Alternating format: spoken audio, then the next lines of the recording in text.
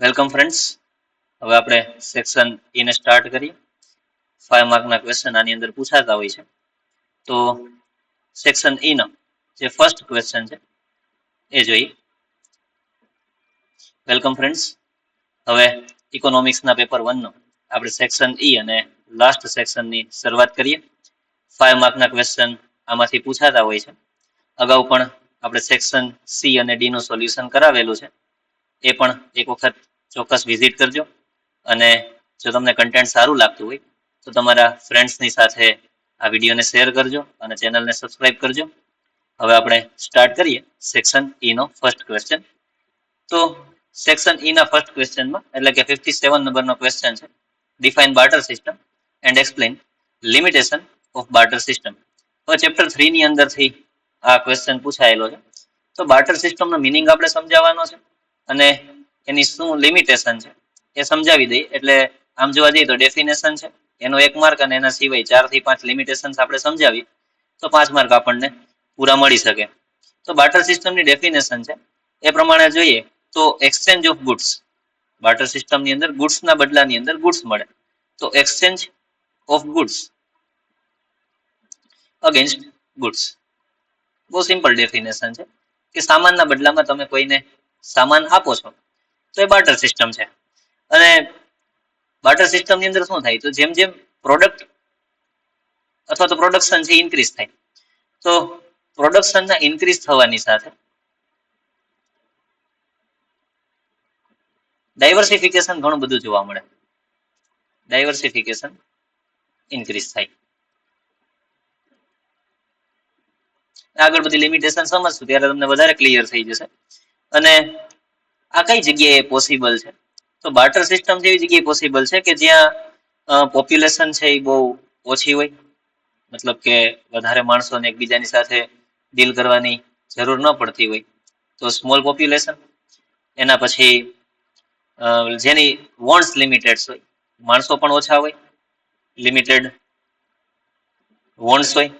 પછી simple life જે લોકો જીવતા હોય, મતલબ કે આની અંદર તમે લક્ઝરીને ક્યારેય ગુડ્સની જેમ એક્સચેન્જ ના કરી શકો તો લાઈફ વોઝ સિમ્પલ.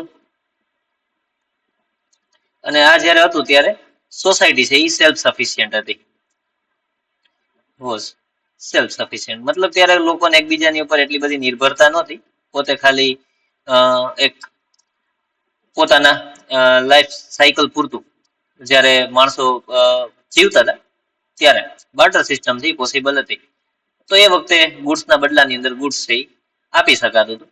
હવે જેમ જેમ લાઈફસ્ટાઈલની અંદર ચેન્જીસ આવ્યા, પછી ગવર્મેન્ટની પોલિસીસની અંદર ચેન્જીસ આવ્યા, પછી ઇન્ડસ્ટ્રીયલાઇઝેશન થયું, લિબરલાઇઝેશન થયું, ગ્લોબલાઇઝેશન થયું, તો આની અંદર બાર્ટર સિસ્ટમ છે એ એટલી બધી હવે કેપેબલ રહી નથી કે જે એક્સચેન્જ ઓફ મીડિયમ તરીકે ટ્રાન્ઝેક્શનની અંદર કામ લાગી શકે. તો કયા કયા એના લિમિટેશન્સ હતા એ ડિસ્કસ કરીએ કે જેના લીધે બાર્ટર સિસ્ટમ છે એટલી આપણા માટે સક્સેસ નથી. તો સૌથી પહેલી લિમિટેશન્સ છે એ છે lack of double coincidence of goods. Lack of double coincidence of goods. તો એનો મતલબ કે જે ગુડ્સ સામે ગુડ્સના બદલાની અંદર આપણે કોઈ ગુડ્સ વસ્તુ આપીએ છીએ તો એ સામે એ વસ્તુની ખરેખર એ વ્યક્તિને જરૂર નથી હોતી અને જરૂર ના હોય તો કોઈ વસ્તુ એ લેવા તૈયાર ના થાય તો તમારી નીડ્સ પણ પૂરી ના થાય અને સામેવાળો વ્યક્તિ છે એ એક્સેપ્ટ પણ ના કરે એટલે બાર્ટર સિસ્ટમ છે ત્યાં અધૂરી રહી જાય. તો exchange of goods between 2 person. તો કોઈ બે વ્યક્તિની વચ્ચે કોઈ વસ્તુનું એક્સચેન્જ ત્યારે જ પોસિબલ છે કે જ્યારે બેને એ વસ્તુની જરૂર હોય. would be possible if each wants other person's commodity. સામેવાળા વ્યક્તિની વસ્તુની આપણે જરૂર હોય તો જ આપણે એની સાથે બાર્ટર સિસ્ટમ કરવા માટે એગ્રી થઈએ, બાકી આપણી પાસે એ વસ્તુ છે એ વેસ્ટેજ પડી રહેશે. તો ઇન એબ્સન્સ ઓફ, તો જ્યારે બે એકબીજાને જે ઇન્ટરેસ્ટ છે એવું કોઈ ગુડ્સ પ્રેઝન્ટ નથી હોતું તો આને કહેવાય છે absence of double coincidence of goods.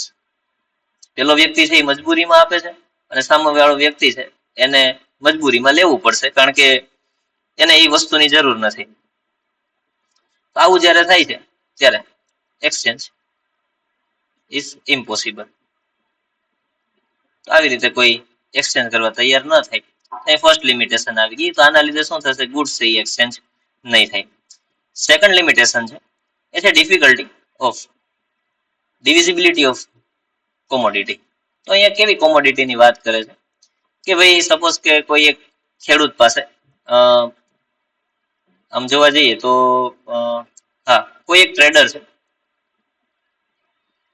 એને 1000 કિલો ઘઉં જોઈએ છે, અને કોઈ એક ફાર્મર છે એની પાસે 500 કિલો જ ઘઉં છે. તો ટ્રેડર 1000 કિલો ઘઉંના બદલાની અંદર કોઈ ગાય આપવા તૈયાર થાય છે.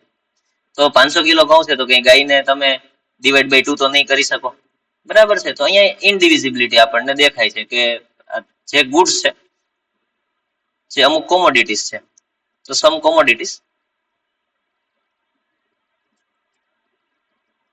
Can not be સબડિવાઇડેડ. એના બે ભાગ પાડવા પોસિબલ નથી. તો એવા ટાઈમે પણ બાર્ટર સિસ્ટમ છે એ ઇમ્પોસિબલ થઈ જશે. તો એક્સચેન્જ ઇઝ ઇમ્પોસિબલ.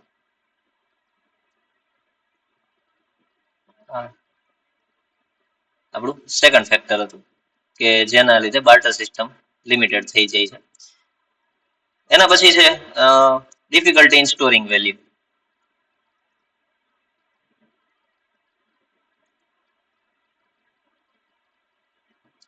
જે આપણે કોમોડિટીઝ છે એને સ્ટોર કરવા જઈએ, પણ એની વેલ્યુ કેટલી છે? તો સર્ટેન ગુડ, અમુક ગુડ્સ છે એને આપણે ક્યારેય સ્ટોર નથી કરી શકતા. Can't B stored two carry four long period. લાંબા સમય માટે આપણી પાસે એ ગુડ્સ છે એ ક્યારેય સ્ટોર થઈને નહીં ગઈ. સપોઝ કે તમારે દૂધના બદલામાં કોઈ એક્સચેન્જ કરવું હોય તો તમારે પોતાને દૂધ છે એ ટૂંકા સમય માટે તમે સાચવી શકો.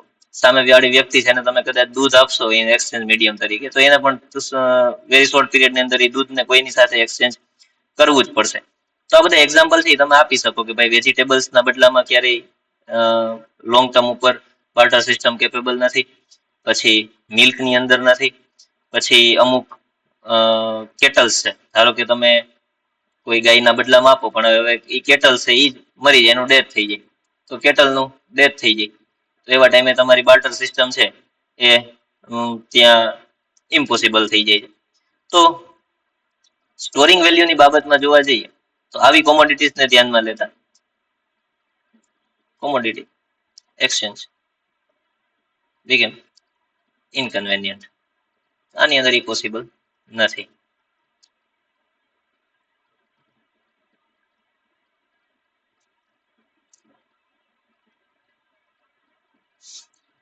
એના પછી ફોર્થ પોઈન્ટ જોઈ કે જેના લીધે બાર્ટર સિસ્ટમ છે એ ઇમ્પોસિબલ થઈ જાય છે, એ છે ડિફિકલ્ટીઝ ઇન ડિફર્ડ પેમેન્ટ્સ.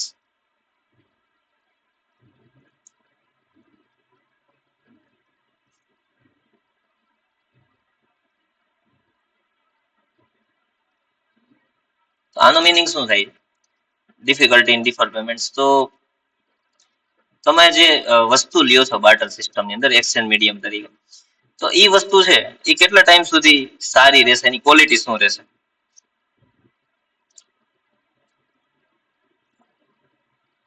તો ક્વોલિટી ઓફ ગુડ્સ ડિગ્રેડ્સ. તમે કોઈની પાસે ઉધારી લઈ આવો ઇન બોરોઈંગ્સ ઓર રિટર્ન્સ. તો આજે તમે સપોઝ કે તમારા કોઈ ફ્રેન્ડ પાસેથી 500 રૂપિયા ફોર એક્ઝામ્પલ તમે બોરો કરો છો, ઉધારી લ્યો છો. હવે એ 500 રૂપિયા તમે 3 મંથ કે 5 મંથ કે 1 વર્ષ પછી જયારે તમે આપવા જશો તો એની ક્વોલિટી, મતલબ કે એની જે વેલ્યુ છે એ વેલ્યુએશન ની અંદર કોઈ ફેરફાર નહીં થયો હોય. વેલ્યુએશન એટલી ને એટલી હશે, 500 રૂપિયા જ રહેશે. પણ સપોઝ કે તમે કોઈ એક કાવ અથવા તો એક વીટ 10 કિલો તમે લઈ આવ્યા, તો 1 વર્ષ પછી એવું બની શકે કે ગાય છે એ એને કોઈ હેલ્થ ઇસ્યુ પણ આવી શકે. પછી તમે સપોઝ કે વીટ લઈ આવ્યા છો, તો વીટ છે એની ક્વોલિટી 1 વર્ષ પછી એવી ને એવી ન પણ રહી. તો આ જે છે ને એક મોટી ડિફિકલ્ટીઝ છે કે ક્વોલિટી છે એ કોઈ પણ ગુડ્સ ને તમે જેમ જેમ સમય જશે એમ એમ એની ક્વોલિટી ડિગ્રેડ થવાની છે, સારું નથી થવાનું. તો આના લીધે પણ પેમેન્ટ છે એ ઇમ્પોસિબલ થઈ જાય છે, વિલ બી ઇમ્પોસિબલ. શક્ય નથી કે તમે 1 વર્ષ પછી આવી રીતે કોઈ ગુડ્સ છે એ પાછું રિટર્ન કરવા જાવ અને એની ક્વોલિટી સારી હોય. એના પછીનો પોઈન્ટ ડિસ્કસ કરી, 5th નંબરનો પોઈન્ટ. તો એની અંદર છે કે absence of common measure of value. Absence of common measure of value. આની અંદર શું કહેવા માંગે છે? So in barter system there was no common measure value of commodities. કેમ કે no common measure of value. અને આની અંદર શું થશે? તો જેમ જેમ તમારા ગુડ્સ વેરી થશે એની સાથે તમારી મેજર વેલ્યુ છે એ પણ ચેન્જ થશે. મેજર્ડ વેલ્યુ ઓલ્સો ચેન્જ. કઈ રીતે? તો સપોઝ કે તમે તમારી પાસે માની લ્યો કે 10 કિલો ઘઉં છે. હવે 10 કિલો ઘઉં આપી અને તમે એવું સમજી લ્યો કે ચેર લેવા જાવ છો. તો 10 કિલો ઘઉંની સામે અત્યારે તમે 2 ચેર લ્યો છો. તો એનો મતલબ કે 10 કિલો ઘઉંની વેલ્યુ થઈ ગઈ કેટલી? 2 ચેર જેટલી. હવે એ જ 10 કિલો ઘઉં લઈ અને તમે 3 બુક લેવા જાવ છો. તો 10 કિલો ઘઉંની વેલ્યુ કેટલી થઈ ગઈ? 3 બુક જેટલી થઈ ગઈ. તો આની અંદર છે ને હવે 2 ચેર અને 3 બુકની કમ્પેરિઝન આમ કરવા જઈએ તો 3 બુક છે એના કરતા 2 ચેર કદાચ મોંઘી પણ આવી શકે. હવે 2 ચેરની કમ્પેરિઝનમાં 3 બુક પણ કદાચ મોંઘી આવી શકે. તો એની સામે 10 કિલો જે તમારી પાસે વીટ હતા, ઘઉં હતા, એની એકચ્યુઅલ વેલ્યુ કેટલી થાય ને એની આપણને કોઈ ખબર પડતી નથી. એટલે આની અંદર કોઈ કોમન મેઝર્ડ વેલ્યુ નથી. જેમ આપણી પાસે કોઈ એક કરન્સી હોય તો એ કરન્સીની વેલ્યુ આપણને ખબર હોય છે કે ભાઈ આ જે કરન્સી છે એ 10નો કોઈન છે, અથવા તો 5નો કોઈન છે, અથવા તો 10 રૂપિયાની નોટ છે કે 100 રૂપિયાની નોટ છે. તો એની એક કોમન વેલ્યુ ફિક્સ થઈ ગઈ. તો આવી કોમન વેલ્યુ આપણી પાસે બાર્ટર સિસ્ટમની અંદર મળતી નથી. તો આ એક મોટી લિમિટેશન છે. તો અહીંયા આપણે 5 લિમિટેશન્સ અને ડેફિનેશન છે એ ડિસ્કસ કરી, જે તમને 5 માર્ક આપવા માટે ઇનફ છે. નેક્સ્ટ ક્વેશ્ચન જોઈએ. એના પછીનો ક્વેશ્ચન છે explain economic reason of poverty in India. ઇન્ડિયાની અંદર ગરીબીના કયા કયા કારણો છે? ટોટલ 4-5 કારણો આપણે ડિસ્કસ કરીએ જેથી કરીને 5 માર્ક્સ આપણા કમ્પ્લીટલી મળી શકે. તો ફર્સ્ટ રીઝન છે એ છે લો એગ્રીકલ્ચરલ પ્રોડક્ટિવિટી. લો એગ્રીકલ્ચરલ પ્રોડક્ટિવિટી અને એની સાથે લેબરની પર કેપિટા ઇન્કમ. તો જે એગ્રીકલ્ચરલ પ્રોડક્ટિવિટી છે એ પર લેબર જ સમજો. એક લેબરના આધારે જે એગ્રીકલ્ચરલ પ્રોડક્શન થવું જોઈએ એ ઘણી વખત નથી થતું. તો ઇન્ડિયા આપણને ખબર છે કે ઇન્ડિયા છે એક એગ્રેરિયન કન્ટ્રી છે. એગ્રેરિયન કન્ટ્રીની અંદર માણસોની મેઇન ઇન્કમ જ એગ્રીકલ્ચર હોય અને એમાંથી જો ઇનસફિશિયન્ટ ફંડ અથવા તો પ્રોડક્શન થતું હોય તો આપણને દેખાય કે પોવર્ટી છે એ પોસિબલ છે.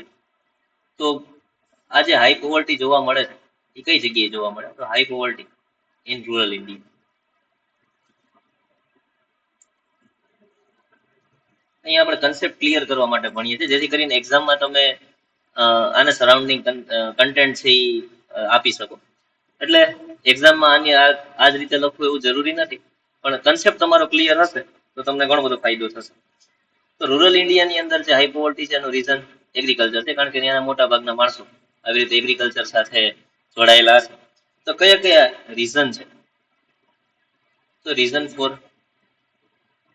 Poverty in agriculture. તો એવા કયા રીઝન છે કે જેના કારણે માણસો એગ્રીકલ્ચરમાંથી જોઈએ એટલું નથી પ્રોડક્શન અથવા તો પોવર્ટીની બહાર નથી નીકળી શકતા? તેમાં આપણા જેટલા કંઈ ફેક્ટર્સ છે એ બધા આપણે લખી શકીએ કે પહેલા તો ઇનસફિશિયન્ટ ટેકનોલોજી. ફાર્મર્સ છે પૂરેપૂરી ટેકનોલોજી યુઝ નથી કરતા. તો ઇનસફિશિયન્ટ ટેકનોલોજી, હજી આપણી ટ્રેડિશનલ ટેકનોલોજીનો જ આપણે યુઝ કરતા હોય.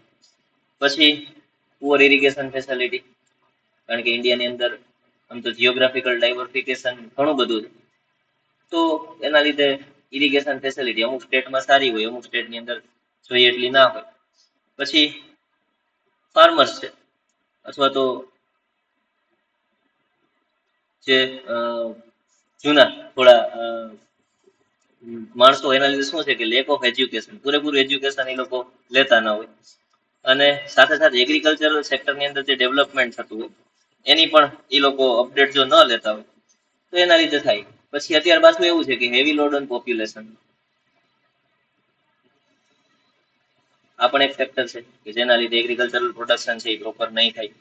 પછી આની અંદર ઇન્વેસ્ટમેન્ટ ઓછું આવે છે, મતલબ ફોરેન ડાયરેક્ટ ઇન્વેસ્ટમેન્ટ છે એ કોઈ ઇન્ડસ્ટ્રીયલની અંદર કે બીજા કોઈ સેક્ટરમાં આવતું હોય, આની અંદર ઇન્વેસ્ટમેન્ટનો રેટ બહુ ઓછો છે, કે જેથી કરીને આપણે જોઈએ એટલા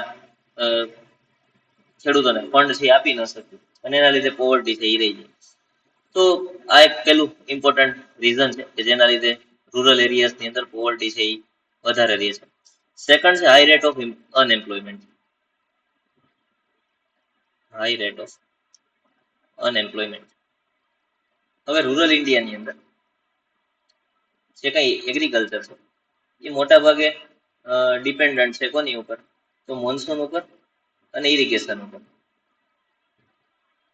અમુક રિજિયન એવા છે કે ત્યાં વરસાદ પડે એટલે ચોમાસાની અંદર જ પાણી હોય, પછી કોઈ સિઝનમાં પાણી ન મળે, તો એવા વિસ્તારની અંદર તમારી પાસે કોઈ બીજો સ્કોપ રહેતો નથી. તો આના લીધે શું થશે કે only one crop is cultivated.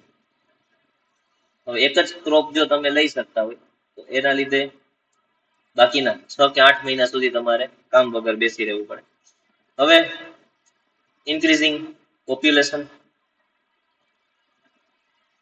અને જોઈન્ટ ફેમિલીનો પ્રોબ્લેમ આવે, તો આ જે જોઈન્ટ ફેમિલી અને ઇન્ક્રીઝિંગ પોપ્યુલેશન છે એ બેયનું બર્ડન છે કોની ઉપર આવે, બર્ડન ઓન એગ્રીકલ્ચર. આમાં પ્રોડક્શન એક તો ઓલરેડી ઓછું છે, એની સાથે સાથે આટલા પોપ્યુલેશનને બધાને પૂરું પાડવું, પાછું જોઈન્ટ ફેમિલી હોય તો એ બધાનું શું કહેવાય કે નીડ્સ છે એ પૂરી કરવી.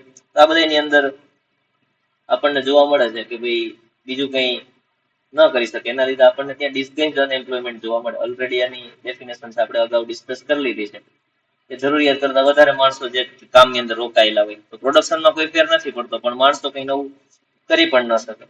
તો એ રૂરલ ઇન્ડિયા અને આપણું જે ગામડું છે રૂરલ ઇન્ડિયા છે એની અંદર ડેવલપમેન્ટ કદાચ ઓછું જોવા મળે.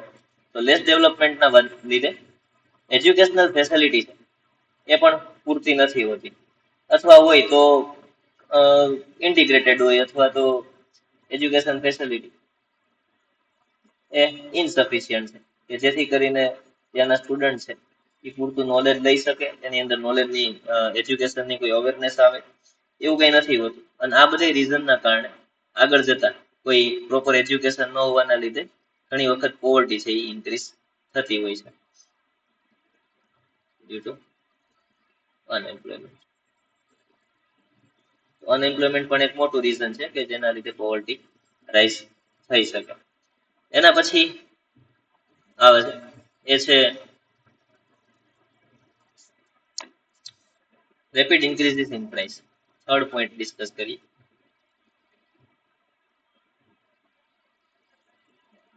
In price. તો ઘણી વખત એવા મેન મેડ કોઝિસ આવે કે કોઈ નેચરલ કોઝિસ ના કારણે નેચરલ કોઝિસ, આ બધા કોઝિસ ના લીધે શું થાય કે સપ્લાય અને ડિમાન્ડની ચેઇન છે એ આખી ડિસ્ટર્બ થઈ જાય, અને એના લીધે કોમોડિટીઝ અને ગુડ્સ કે સર્વિસ એના પ્રાઇઝિસ છે રાઇઝ થાય. તો મેનમેડ કોઝિસ ની અંદર શું આવી શકે, તો ઘણી વખત વોર થાય, પછી રાયોટ્સ નીકળી પડે, પછી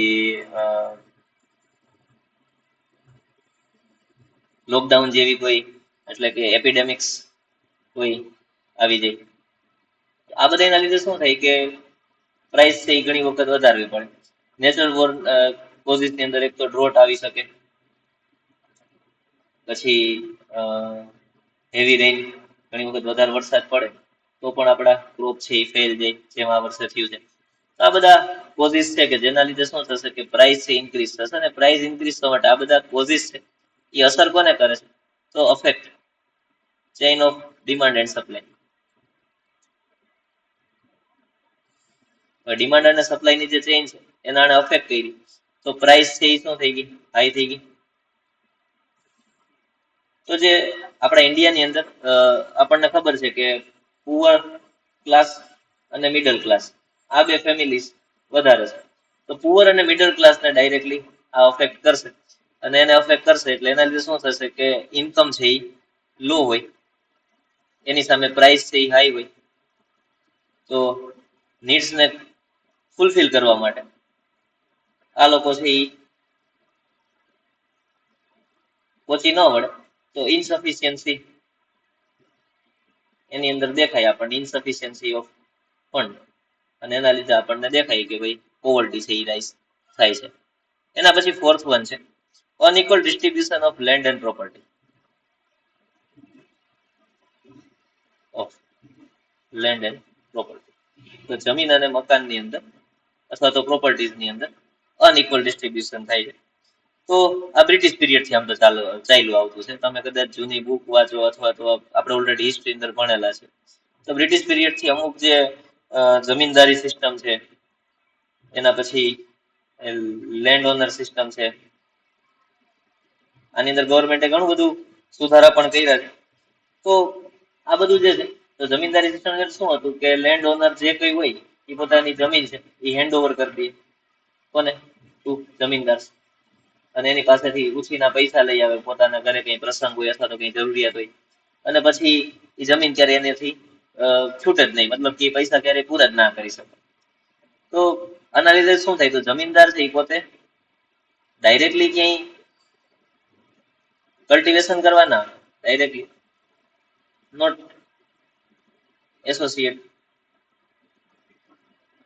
ઇન કલ્ટિવેશન, પણ એની જ પોતાની જમીન ઉપર માણસ થી પોતે મજૂર થઈને કામ કરવું પડે, પોતે માલિક ના. And no interest to invest in agriculture. હવે એની સામે પેલો જમીનદાર છે, એને કઈ ઇન્વેસ્ટમેન્ટ કરવાની એવી કઈ ઇન્ટરેસ્ટ હોય નહીં, એટલે જમીનની અંદર કઈ એટલું બધું સારો ક્રોપ કલ્ટિવેટ થાય. અને સામે જે પોતે એક ટાઈમે ઓનર હતો એ હવે શું બની ગયો? ટેનન્ટ બની ગયો, એટલે કે ભાડૂતની જેમ, મજૂરની જેમ એને કામ કરવાનું. તો on other hand tenant was not owner of land,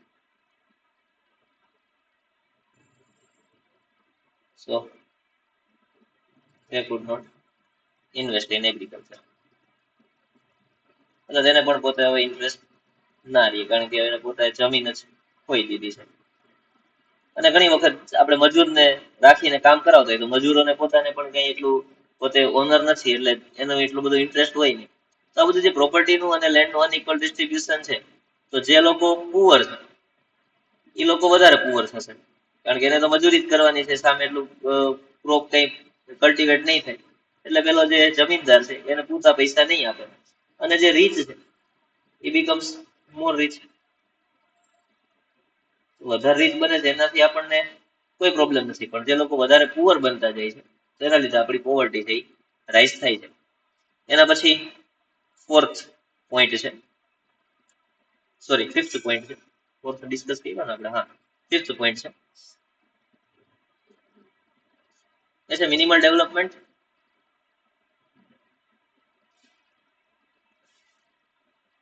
of small and cottage industry. આ પણ એક ઇમ્પોર્ટન્ટ પેરામીટર કહી શકાય કે જેના લીધે પોવર્ટી છે એ રાઇઝ થાય છે. કેમ કે આપણે સેકન્ડ 5 યર પ્લાન્સ ગવર્મેન્ટ છે લઈ આવી હતી, કે જેની અંદર આપણે ઇન્ડસ્ટ્રીને વધારે ડેવલપ કરવાનો ટ્રાય કર્યો હતો. તો સેકન્ડ 5 યર પ્લાન જે હતો ને, સેકન્ડ 5 યર પ્લાનની અંદર ઇકોનોમિક ડેવલપમેન્ટ ઉપર આપણે ભાર મૂકવાની શરૂઆત કરી ગવર્મેન્ટે. અને આની અંદર ઇકોનોમિક ડેવલપમેન્ટની અંદર ફોકસ કોના ઉપર થયું? તો હેવી એન્ડ બેઝિક ઇન્ડસ્ટ્રી. અને આના લીધે ઇગ્નોરન્સ કોને મળ્યું? તો ઇગ્નોરન્સ મળ્યું અને સ્મોલ એન્ડ કોટેજ ઇન્ડસ્ટ્રી કે જેની સાથે વધારે લેબર્સ એસોસિએટેડ હતા. એ જ ઇન્ડસ્ટ્રીને ઇગ્નોરન્સ મળ્યું, એના લીધે શું થયું કે એ ક્યારેય ડેવલપ થઈ જ ના થઈ ગયા. હવે ખાસ કરીને આવી જે ઇન્ડસ્ટ્રી છે મોટા ભાગે રૂરલ એરિયાની અંદર હોય. તો આનું છે ને એક તો already great contribution in employment, ત્યાંથી એમ્પ્લોયમેન્ટ પણ માણસોને વધારે મળતું હોય, પણ એમ્પ્લોયમેન્ટની સામે એનું એટલું ડેવલપમેન્ટ ઇન્ડસ્ટ્રીનું થાય નહીં, તો આનું પ્રોડક્શન અને ડેવલપમેન્ટ છે એને નેગ્લેક્ટ કરવામાં આવ્યું. એની ઇન્કમ નેગ્લેક્ટેડ. આની સાથે જોડાયેલા જેટલા કઈ મોટા ભાગના એમ્પ્લોઈઝ હતા, તો આ બધી એમ્પ્લોયમેન્ટને કારણે અને એ બધી જે પોપ્યુલેશન હતી એ બધાને મોટી અફેક્ટ થઈ અને એ લોકો પોવર્ટી લાઈનની નીચે ધકેલાઈ ગયા. અને આના સિવાય રૂરલ એરિયાઝની અંદર જે એગ્રીકલ્ચર અને અલાઇડ જે બીજી કઈ એક્ટિવિટી છે, જેમ કે જેને આપણે મિક્સ એગ્રીકલ્ચર પણ કહીએ છીએ, કે જેમાં માણસો ખેતીની સાથે એનિમલ હસબન્ડરી કરતા હોય, એના સિવાય પછી ડેરી ફાર્મિંગ કરતા હોય અથવા તો ડેરી હોય, ફિશરી હોય, આ બધી પણ એની પાસે ઓપ્શન્સ રહીએ. પણ આ બધા છે ને એ સ્લો ગ્રોઈંગ સેક્ટર છે. જલ્દીથી આની અંદર તમને આઉટપુટ અથવા તો રિઝલ્ટ ના મળે. તો આ બધાના કારણે ઘણી વખત સિઝનલ અનએમ્પ્લોયમેન્ટ જોવા મળે અથવા તો સિઝનલ પોવર્ટી જોવા મળે. તો સિઝનલ અનએમ્પ્લોયમેન્ટ જોવા મળે અને એના લીધે શું થાય તો પોવર્ટી છે એ હાઈ રહી, પોવર્ટી રિમેન્સ. તો અહીંયા આપણે 5 અલગ અલગ ફેક્ટર છે એ ડિસ્કસ કર્યા. નેક્સ્ટ ક્વેશ્ચન જોઈએ.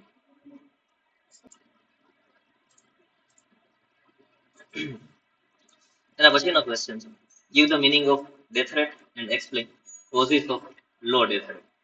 તો સૌથી પહેલા સમજી લઈએ કે ડેથ રેટ કોને કહેવાય.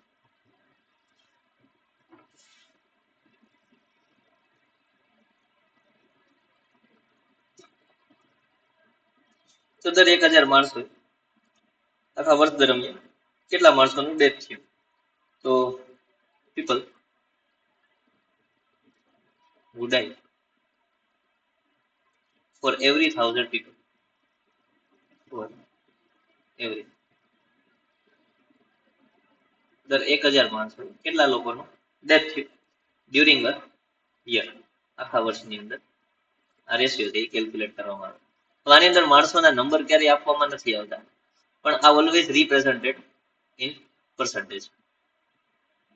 હંમેશા પર્સન્ટેજ ની અંદર આને રિપ્રેઝન્ટ કરવામાં આવે છે. હવે એવા કયા કયા કોઝિસ છે કે જેના લીધે ડેથ રેટ છે એ નીચો છે? આમ તો બહુ સારી વાત કહેવાય કોઈ પણ કન્ટ્રીની અંદર ડેથ રેટ છે એ નીચો હોય તો બધા ફેક્ટરને ડિસ્કસ કરીએ આપણે કે જેની અંદર લો ડેથ રેટ આપણને જોવા મળે છે. તો સૌથી પહેલી વસ્તુ છે ઇમ્પ્રુવ સ્ટાન્ડર્ડ ઓફ લિવિંગ. અહીંયા આપણે ખાલી પોઈન્ટ અને ઇમ્પોર્ટન્ટ જે ટોપ કવર કરી શકે પેપરની અંદર કયા પોઈન્ટ્સ તમારા હાઇલાઇટ થવા જોઈએ એનું જ આપણે ડિસ્કશન કરશું, જેથી કરીને નેક્સ્ટ સ્લાઇડની અંદર તમારો આખો આન્સર છે આપણે સમાવી શકીએ ઇન સ્ટાન્ડર્ડ ઓફ લિવિંગ.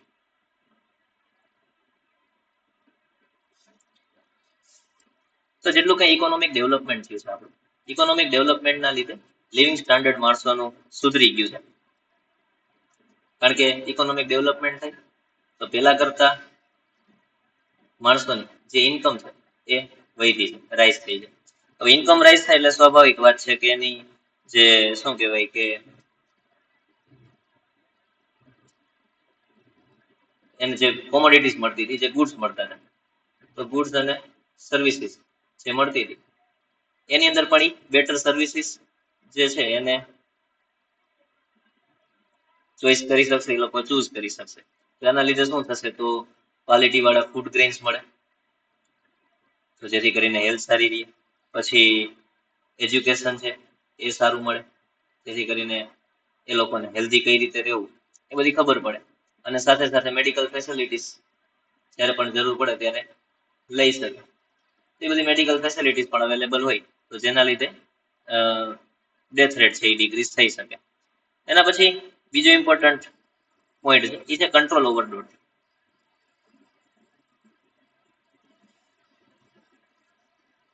તો આપણે ત્યાં પહેલા દુષ્કાળ પડતા હતા દેશની અંદર, ત્યારે ઘણા બધા માણસો છે એક સાથે મરી જતા હતા, કારણ કે ખાવા મળે નહીં, એટલું સફિશિયન્ટ સ્ટોરેજ કોઈની પાસે હોય નહીં.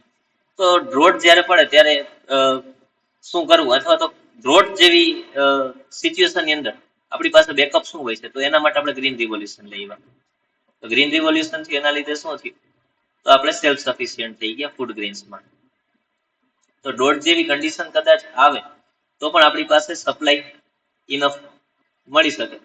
તો supply to the remote sources, તો જે પણ જગ્યાએ સપ્લાય પહોંચાડી હોય તે આપણે જલ્દીથી પહોંચાડી શકીએ અને ફૂડ ગ્રેન્સની સપ્લાય પણ વધી જાય.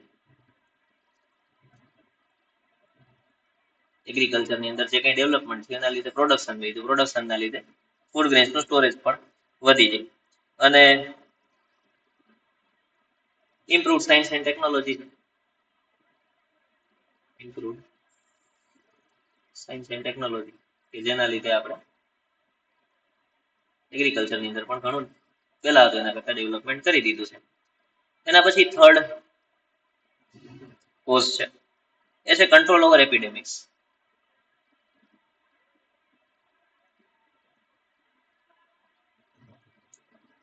તો સાયન્સ એન્ડ ટેકનોલોજીનું ડેવલપમેન્ટ આપણને અહીંયા પણ જોવા મળે કે સાયન્સ એન્ડ ટેકનોલોજીનું જે ડેવલપમેન્ટ થયું છે એના લીધે એક્સ્ટ્રા ઓર્ડિનરી પ્રોગ્રેસ આપણે કરી શક્યા છીએ. અને એ પ્રોગ્રેસ કયા સેક્ટરમાં છે, તો મેડિકલ અને વેક્સિનાઇઝેશન સેક્ટરની અંદર. તો વેક્સિન્સ અને ઇમ્યુનાઇઝેશન પ્રોગ્રામ જે ગવર્મેન્ટ ચલાવતી હોય અથવા તો મેડિકલ સેક્ટરની અંદર ચાલતા હોય, તો વેક્સિન અને ઇમ્યુનાઇઝેશનની અંદર આપણે ઘણી બધી એક્સ્ટ્રા ઓર્ડિનરી પ્રોગ્રેસ કરી દીધી કે જેના લીધે શું થયું, તો જેટલા કંઈ લાઈફ થ્રેટનિંગ અથવા તો એવા જે એપિડેમિસ હતા કે જેનાથી આપણે એક સમયે ડર લાગતો હતો કે આના લીધે ઘણા બધા માણસો છે એનો ડેથ રેટ છે હાઈ રહેતો હતો. તો એવા જે પ્લેગ છે, મલેરિયા છે, પછી ટીબી છે, અત્યારનું જો લેટેસ્ટ તમારે એક્ઝામ્પલ નાખવું હોય તો કોરોના છે, જેની પણ વેક્સિન આવ્યા પછી ઘણું બધું આપણે રિકવરી કરી શક્યા છીએ. તો આવા એપિડેમિક્સ ઉપર અને પેન્ડેમિક્સ ઉપર આપણે કંટ્રોલ લઈ શકીએ છીએ સાયન્સ અને ટેકનોલોજીના ડેવલપમેન્ટના કારણે. અને ફોર્થ વન છે protection against natural calamities and disaster. Against natural કેલામિટીઝ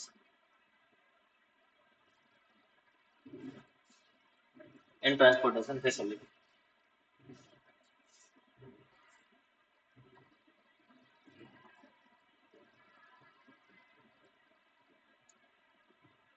તો જ્યારે પણ આવું કંઈ અર્થક્વેક થાય, પછી ફ્લડ આવે, સુનામી આવે, પછી સાયક્લોન્સ આવે, તો આવા ટાઈમે શું થઈ શકે કે એક સાથે માસની અંદર જે માણસો રહેતા હોય બધાને એક સાથે અફેક્ટ થઈ શકે. પણ આવા જે નેચરલ કેલામિટીઝની અંદર આપણું ટ્રાન્સપોર્ટેશન અને કોમ્યુનિકેશન આ બેની અંદર જે ડેવલપમેન્ટ થયું છે, તો જેથી કરીને તરત જ મેસેજીસ મળી જાય છે અને કોમ્યુનિકેટ પણ થઈ શકે. અને ટ્રાન્સપોર્ટેશન ફેસિલિટી રોડ અને બધું સારું હોય તો જલ્દીથી આપણે શું કરી શકીએ, તો રેસ્ક્યુ એન્ડ રિલીફ માણસોનું કરી શકીએ. જેથી કરીને આવા કંઈ ડેથ રેટ છે એ ઘટી શકે અને માણસોને આપણે સેફ જગ્યાએ ટ્રાન્સપોર્ટ કરી શકીએ. તો આ 4 ઇમ્પોર્ટન્ટ ફેક્ટર આપણે ડિસ્કસ કરી લીધા અને સાથે ડેથ રેટની મિનિંગ ડિસ્કસ કરી લીધો. તો આટલું તમને 5 માર્ક અપાવવા માટે ઇનફ છે. જસ્ટ આપણે પોઈન્ટ ડિસ્કસ કર્યા છે, પણ આના તમે સેન્ટેન્સના ફોર્મમાં લખો તો ઇનફ કન્ટેન્ટ તમે આપી શકો. નેક્સ્ટ ક્વેશ્ચન જોઈએ. હવે એના પછીનો ક્વેશ્ચન છે એ છે explain technological measure two increase agricultural productivity in India. તો ઇન્ડિયાની અંદર એગ્રીકલ્ચર પ્રોડક્ટિવિટી માટે ટેકનોલોજી કઈ રીતે આપણને હેલ્પફુલ થાય છે. તો સૌથી પહેલી વસ્તુ એ છે કે ટેકનોલોજીકલ મેઝર એવું છે કે જેનાથી ઇઝી એન્ડ ફાસ્ટ બેનિફિટ મળે. આવું થોડું તમારે ટેકનોલોજી વિશે લખવાનું, એના પછી આપણા પોઈન્ટ છે ડિસ્કસ કરીએ. તો સૌથી પહેલો પોઈન્ટ છે એ છે ઇમ્પ્રુવડ સીડ્સ. તો ટેકનોલોજી આવવાના કારણે સીડ્સની હાઇબ્રિડાઇઝેશન ને ઘણી બધી મેથડ કરી અને સાયન્ટિફિક ઇનોવેશન આપણે લઈ આવ્યા. અને સાયન્ટિફિક ઇનોવેશન આવવાના કારણે શું વધ્યું, તો પ્રોડક્શન ઓફ ક્રોપ્સ પછી extra rise in food grains production.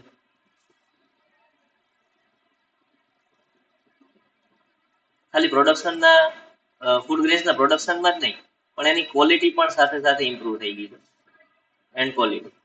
આમ જઈએ તો આ એક જાતનું સીડ્સ રિવોલ્યુશન થયું છે કે જે જૂના સીડ્સ આવતા હતા જેમાંથી આપણને ઓછું પ્રોડક્શન મળતું હોય, નવા સીડ્સ છે એની અંદરથી આપણને સફિશિયન્ટ પ્રોડક્શન છે એ મળે છે. એના પછી બીજો ટેકનિકલ મેજર છે એ છે ઇન્ક્રીઝ ઇન ઇરિગેશન ફેસિલિટી.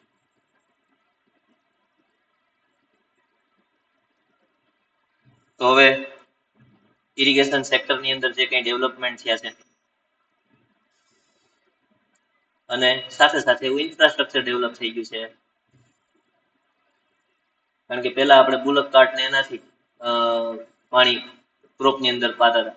હવે ઇન્ફ્રાસ્ટ્રક્ચર એવું આવી ગયું છે, ડેવલપમેન્ટ આવી ગયું છે કે જેના લીધે પમ્પ્સ આવી ગયા, કેનાલ સિસ્ટમ ગવર્મેન્ટ છે એ ધીમે ધીમે ડિઝાઇન કરતી જાય, એનું આખું નેટવર્કિંગ થતું જાય. ઇરિગેશન ફેસિલિટી છે એ ઘણું બધું ડેવલપમેન્ટ થયું છે અને આના માટે સફિશિયન્ટ ફંડ પણ ગવર્મેન્ટ એલોટ કરે છે કે જેના લીધે ટેકનિકલી એગ્રીકલ્ચરની અંદર ઇરિગેશનથી ફાયદો થાય. એના પછી યુઝ ઓફ મશીન્સ.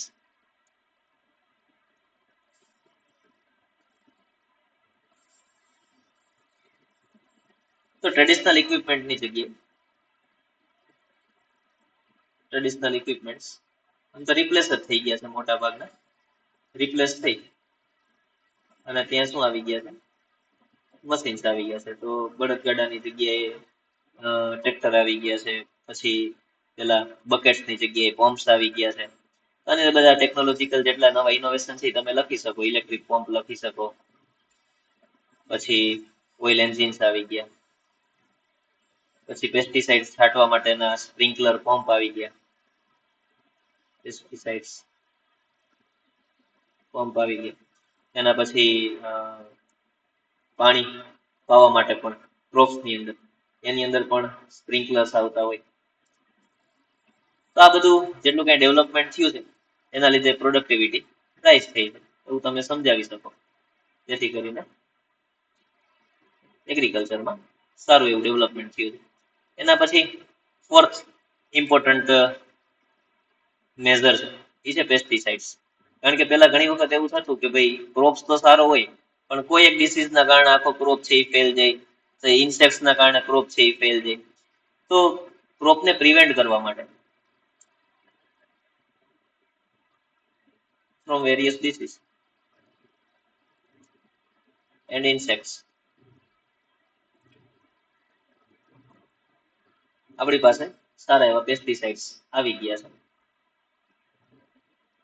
કે જે આપણને હાઈ પ્રોડક્ટિવિટી અપાવવા માટે હેલ્પફુલ થઈ શકે. એના પછી પાંચમો ઇમ્પોર્ટન્ટ પોઈન્ટ છે એ છે soil testing.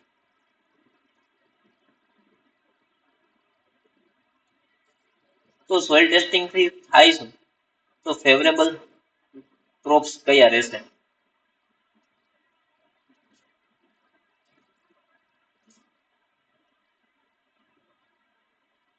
Can be develop. એટલું થઈ જાય. અને સોઇલના ટેસ્ટિંગના કારણે સોઇલ છે એ ક્રોપ માટે ફેવરેબલ છે કે નહીં એ તમે ફાઇન્ડ આઉટ કરી શકો. અને એના પછી છઠ્ઠો પોઈન્ટ છે એ છે કેમિકલ બેઝડ ફર્ટિલાઇઝર્સ.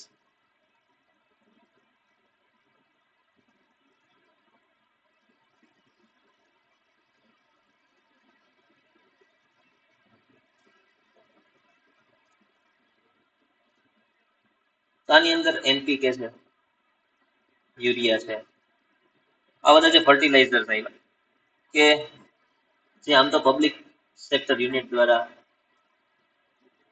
ડિસ્ટ્રીબ્યુટ થતા હોય, તો એના લીધે શું થયું કે એની કોસ્ટ પણ ઓછી હોય અને એના લીધે પ્રોડક્ટિવિટી પણ વધારે મળી શકે. તો અહીંયા આપણે આ એગ્રીકલ્ચર પ્રોડક્ટિવિટી ઇન્ક્રીઝ કરવા માટે ટેકનોલોજી કેટલી રીતે હેલ્પફુલ થાય છે એનું આપણે ડિસ્કશન કરી. નેક્સ્ટ ક્વેશ્ચન જોઈએ. એમના પછીનો ક્વેશ્ચન છે કે state the meaning of migration and discuss the negative effect of migration. તો પહેલા માઇગ્રેશન નો મિનિંગ સમજી લઈએ, પછી એની નેગેટિવ ઇફેક્ટ ને સમજીશું. તો માઇગ્રેશન મતલબ કે movement of person from one place to another. એટલે ફરવા જવું એને માઇગ્રેશન ના કહેવાય, પણ કયા કયા રીઝન થી તમે નીકળો તો એને માઇગ્રેશન કહેવાય. અથવા તો હવે ફ્રોમ નેટિવ પ્લેસ, હવે ફ્રોમ નેટિવ પ્લેસ. તો ક્યારે માઇગ્રેશન ની અંદર એ કન્વર્ટ થાય છે? તો in search of job, occupation, business, કાં તો બેટર લિવિંગ સ્ટાન્ડર્ડ. આમાંથી કોઈ એક રીઝન માટે તમે તમારા ઘરથી અથવા તો તમારા નેટિવ થી દૂર જતા હો, or outside the country, outside country અથવા તો અબ્રોડ તમે જતા હો, તો આને કહેવાય છે માઇગ્રેશન. અને આ પાછું કેવું હોય છે? Permanent basis. એટલે મેં શરૂઆતમાં બી કીધું, ફરવા માટે નહીં, પણ જોબ ઓક્યુપેશન માટે તમે પરમેનન્ટ બેઝિસ ઉપર જ્યારે આવી રીતે મૂવમેન્ટ કરો છો તો એને માઇગ્રેશન કહેવાય છે. માઇગ્રેશનની બે ઇફેક્ટ હોય, પોઝિટિવ બી હોય, નેગેટિવ બી હોય, પણ અહીંયા આપણને પૂછેલી છે નેગેટિવ ઇફેક્ટ. તો જસ્ટ એના અમુક જે ઇમ્પોર્ટન્ટ પોઈન્ટ્સ છે એ ડિસ્કસ કરી લઈએ. બાકી આખો ક્વેશ્ચન કરવા જશું તો વધારે ટાઈમ લાગશે, પણ જે પોઈન્ટ હાઇલાઇટ થવા જોઈએ એ બધું આપણે ડિસ્કશન કરી લઈએ. એમાં એક છે અનઓર્ગેનાઇઝડ અર્બનાઇઝેશન.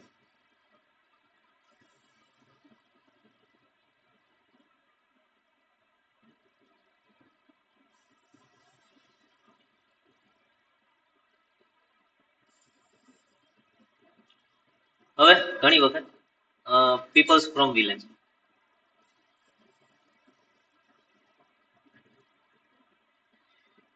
પોતે ગામડાથી આવતા હોય, હવે એની અંદર લેક ઓફ એજ્યુકેશન હોય, પછી અનટ્રેન્ડ હોય, અને ઇનએફિશિયન્ટ હોય. આવા માણસો જ્યારે સિટીની અંદર આવે, people from village migrate to city, જ્યારે સિટીની અંદર આવે ત્યારે આ બધા રીઝનના કારણે, ઓછું એજ્યુકેશન હોય અથવા તો અનટ્રેન્ડ હોય અથવા તો ઇનએફિશિયન્ટ હોય, એના લીધે શું થાય? તો એની ઇન્કમ એક તો ઓછી હોય, અથવા તો એને એવી જગ્યાએ કામ મળે કે જેની ઇન્કમ ઓછી છે. અને લો ઇન્કમના કારણે એને ક્યાં રહેવું પડે? તો એવી પેરીફેરલની અંદર રહેવું પડે કે જે સિટીની બહાર છે, તો આઉટસાઇડ ધ સિટી, કાં તો પેરીફેરલ એરિયાની અંદર ક્યાંય રહેતા હોય. તો આના લીધે શું થશે? તો આવા માણસોનો આખો એક સમૂહ અલગ રહેતો હશે, સિટી અંદર બીજા માણસોના સમૂહ છે અલગ રહેતો હશે, અને આના લીધે આપણે અનકન્ટ્રોલ્ડ અર્બનાઇઝેશન છે ક્રિએટ કરીએ છીએ. કારણ કે સિટીનું જ્યારે ડેવલપમેન્ટ થયું ત્યારે આ એક ફેક્ટર થી કન્સિડર કરવામાં ન આવેલું હોય, એના લીધે શું થાય કે અર્બનાઇઝેશન આખું ડેવલપ જે થયું હોય એની અંદર અનઓર્ગેનાઇઝ વે ની અંદર આખું અનકન્ટ્રોલ થઈ ગયું. તો આ પેલી નેગેટિવ ઇફેક્ટ હતી. એના પછી સેકન્ડ નેગેટિવ ઇફેક્ટ છે, એ છે shortage of infrastructure facility. Migration થવા માટે ઇન્ફ્રાસ્ટ્રક્ચર ફેસિલિટી પણ ઘણી વખત ઇમ્પોર્ટન્ટ રોલ પ્લે કરતી હોય છે. તો કેવી ઇન્ફ્રાસ્ટ્રક્ચર ફેસિલિટીઝ આવે? તો અનઓર્ગેનાઇઝડ અર્બનાઇઝેશન થાય, અથવા તો એવું જે અર્બનાઇઝેશન હોય, અથવા તો હટમેન્ટ્સ હોય, જેને આપણે ઝુંપડપટ્ટી અથવા તો સ્લમ્સ કહીએ છીએ. તો આ બધાની અંદર ઘણી વખત જે બેઝિક ફેસિલિટી હોય, જેમ કે ટોયલેટ છે, પછી ડ્રેનેજ છે,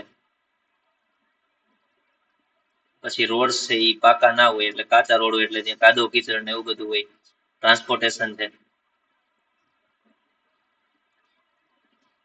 કોમ્યુનિકેશન, એજ્યુકેશન, પછી મેડિકલ ફેસિલિટી. આવું બધું જો ત્યાં ન મળે તો એના લીધે શું થાય કે પુઅર ક્લાસ છે અફેક્ટ થાય કોનાથી? સિરિયસ ડિસીઝથી. અને પછી ત્યાંથી અમુક માણસોથી માઇગ્રેટ થઈ જાય. એના પછી થર્ડ, આ એક નેગેટિવ ઇફેક્ટ છે કે ભાઈ આમાં અંદર પુઅર ક્લાસ જે કઈ માણસો અહીંયા અનઓર્ગેનાઇઝ અનકન્ટ્રોલ ઓર્ગેનાઇઝેશન ની અંદર રહેતા હતા એ લોકોને સિરિયસ ડિસીઝ થશે. એના પછી થર્ડ પોઈન્ટ છે એ છે પ્રોબ્લેમ ઓફ એન્વાયરમેન્ટલ પોલ્યુશન.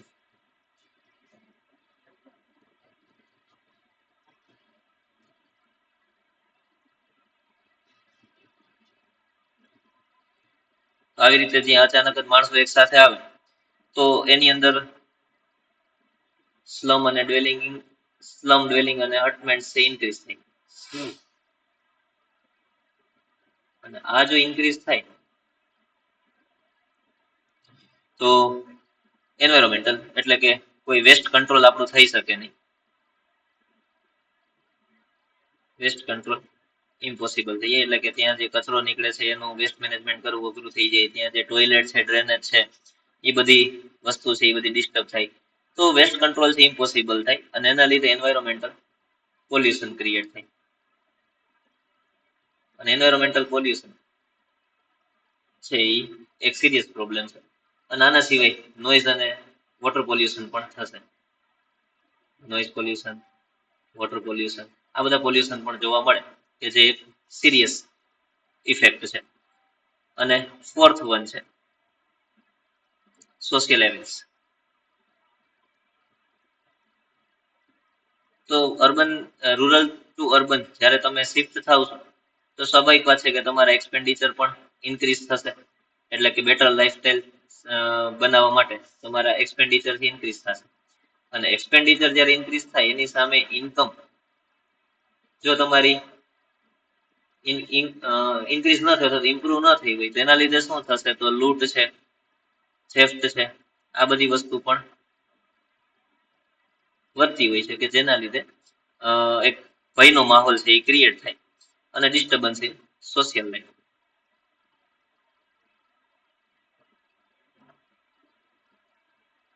આવું બધું આપણા માઇગ્રેશનની નેગેટિવ ઇફેક્ટની અંદર લખી શકીએ.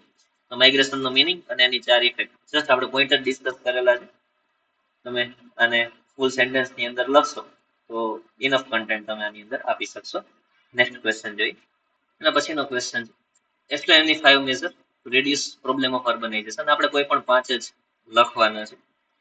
આપણે બુકની અંદર અથવા તો તમે બીજી કોઈ ડાયજેસ્ટ કે રિફર કરતા તેમાં 7-8 જેટલા આપેલા છે, પણ આપણે 5 જો લખવા હોય તો કયા કયા લખાય જેથી કરીને આપણને માર્ક પણ સારા મળે અને યાદ રાખવા પણ ઇઝીલી. તો સૌથી પહેલું છે અર્બનાઇઝેશનનો પ્રોબ્લેમ ક્રિએટ ક્યારે થાય તો પહેલા તો અનકન્ટ્રોલ્ડ અર્બનાઇઝેશન થાય ને કે ભાઈ માઇગ્રેટેડ માણસો વધી જાય અથવા તો સોશિયલ એવિલ્સ બધા વધી ગયા હોય તો એવા ટાઈમે આપણને અર્બનાઇઝેશનના પ્રોબ્લેમ છે એ જોવા મળતા હોય. તો એના માટેના મેજર્સમાં ફર્સ્ટ મેજર છે કે જેનાથી આપણે એનો પ્રોબ્લેમ છે એ ઓછો કરી શકીએ. એમાં એમ્પ્લોયમેન્ટ ઓપોર્ચ્યુનિટીઝ વધારવાની, two increase employment opportunities.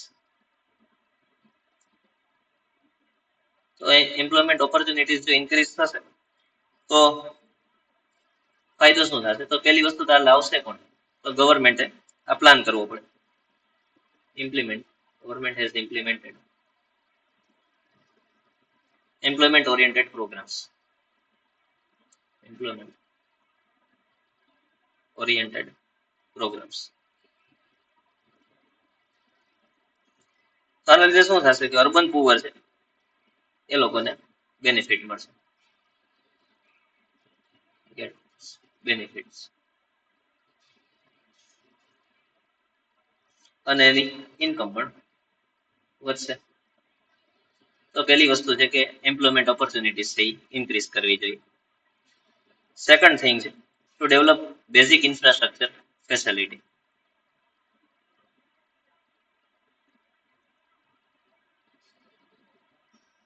Infrastructural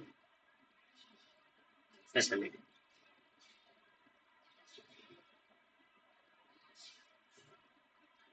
તો આમાં કઈ કઈ આવે તો બેઝિક ફેસિલિટીઝમાં શું હોવું જોઈએ? એક તો એજ્યુકેશન સારું હોવું જોઈએ, પછી ટ્રાન્સપોર્ટેશન સારું હોવું જોઈએ, કોમ્યુનિકેશન સારું હોવું જોઈએ, પછી રોડ્સ અને ઇલેક્ટ્રિસિટી એ માણસોને પ્રોપર મળવા જોઈએ.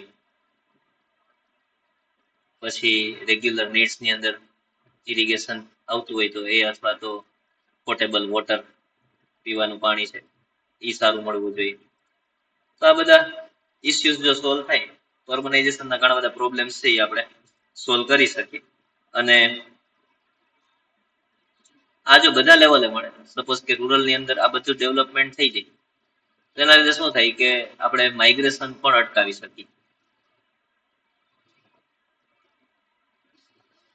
આ પણ આપણને બેનિફિટ મળે, તો જેથી અર્બનાઇઝેશનનો પ્રોબ્લેમ છે એ રિડ્યુસ થાય. થર્ડ મેજર જો જોવા જઈએ તો એ છે to develop small scale and cottage industry.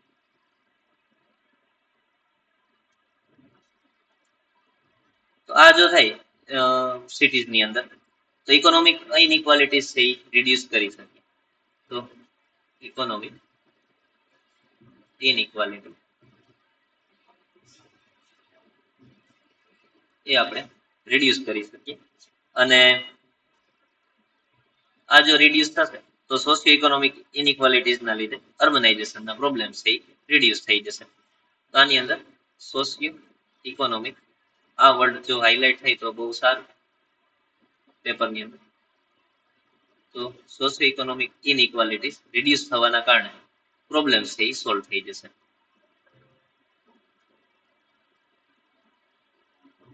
એના પછી ફોર્થ મેજર છે ટુ પ્રોવાઇડ એજ્યુકેશનલ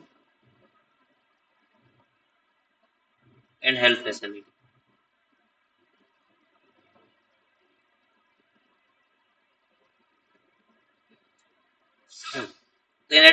એડવાન્સ અને હેલ્થ ફેસિલિટી જો આપણી પાસે હશે તો અર્બન અને પુઅર અને લેબરર્સ જે કંઈ છે એના અર્બનાઇઝેશનના પ્રોબ્લેમ છે એ રિડ્યુસ થશે.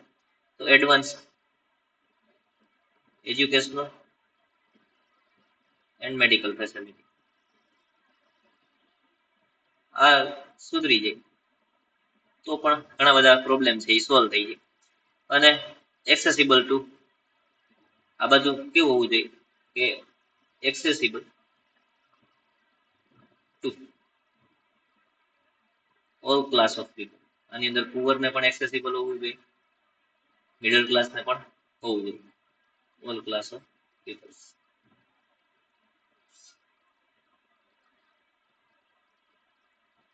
અને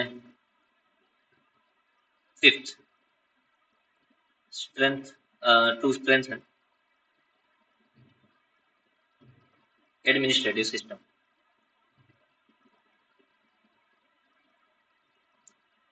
તો જ્યારે તમે અર્બનાઇઝેશન પ્રોબ્લેમ સામે જુઓ તો આની અંદર થાય છે શું, તો પોપ્યુલેશન વધવાના કારણે અથવા તો માણસો વધી જવાના કારણે આ બધા પ્રોબ્લેમ છે એ ક્રિએટ થાય. હવે આની અંદર ઘણા બધા એવા સોશિયલ ઇવિલ્સ પણ આપણને જોવા મળતા હોય. તો સ્ટ્રોંગ એડમિનિસ્ટ્રેશન તમારી પાસે હોય ને તો એના લીધે લો એન્ડ ઓર્ડર છે ને પ્રોપરલી ફોલો થાય. તો proper following of law and order એટલે કે કાયદો અને અનુશાસન છે એ વ્યવસ્થિત ચાલતા હોય તો માણસોની ઉપર એક ડર રહે કે ભાઈ આપણે કંઈ ખોટું કરશું અથવા તો કોઈને હેરાન કરશું તો પછી લો અને ઓર્ડર એનું કામ કરશે. તો આવા ટાઈમે જે ઘણા બધા મોટા માણસોના સમૂહની અંદર બધા રહેતા હોય છતાં પણ માણસોથી ડિસિપ્લિન ફોલો કરવાનો ટ્રાય કરે. તો એડમિનિસ્ટ્રેટિવ કોઓપરેશન અને good governance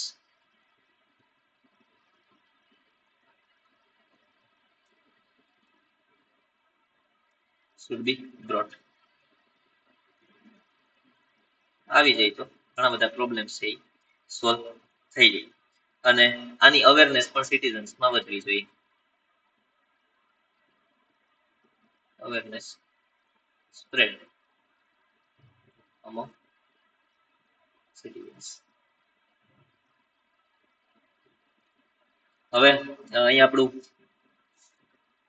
problem of urbanization નો ટોપિક છે પણ પૂરો થાય છે અને તમારા ઇકોનોમિક્સ નું ફર્સ્ટ ચેપ્ટર પણ પૂરું થાય છે.